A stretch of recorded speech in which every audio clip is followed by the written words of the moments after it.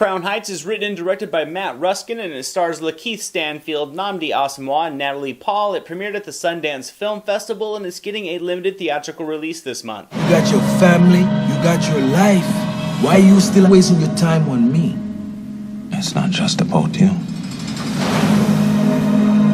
The story follows Colin Warner, a man who is wrongfully convicted of a murder and sent to prison. His best friend Carl refuses to let Colin take the blame for this crime and basically spends a bulk of his life trying to prove his innocence. To me, this was another film that proves sometimes the boldest of messages can be delivered in the subtlest of packages. There were many elements to this film that were extremely well done, from the performances to the script's overall structure, in addition to delivering some thought-provoking writing and some artistic direction. The storyline was able to cover a span of 25 years, yet it never slows, it never feels jumbled or drawn out. You follow the course of Colin's ordeal with detail, but just the right amount of it that's given in timely doses. The writing doesn't force every detail on you, it gives you glimpses and small substance-filled doses of Colin's past, and it lets you realize the rest on your own, which was something that I thought created just a lot of intrigue while watching. I thought the performances were all fantastic. Lakeith Stanfield was excellent with a very understated performance. He really conveys all the raw emotions that was needed for this persona, and he really captures it with a grounded realism as his character just copes with all these situations that are being unjustly thrown at him. And Nnamdi Asomugha, who many may remember from his days in the NFL, was very touching with his portrayal. He brings the film another very strong, grounded performance. You can really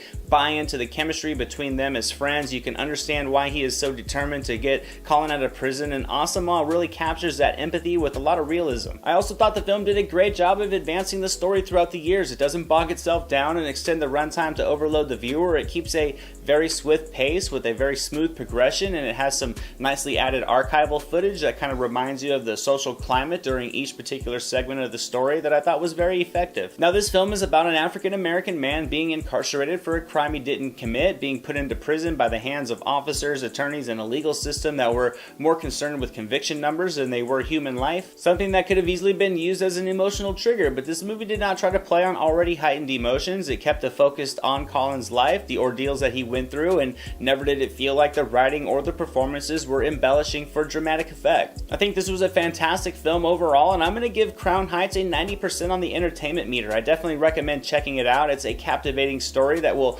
break your heart and at the same time inspire you to do right by others after seeing a man basically devote his life to trying to free another. And that's my review of Crown Heights. I hope you enjoyed it. Make sure to drop this video a like if you did. Don't forget to subscribe so you can join in on the movie conversation and always stay caught up on what's coming out and what's worth the time. As always, I'm Anthony. This is the SilverScreen Analysis, and I'll see you at the movies.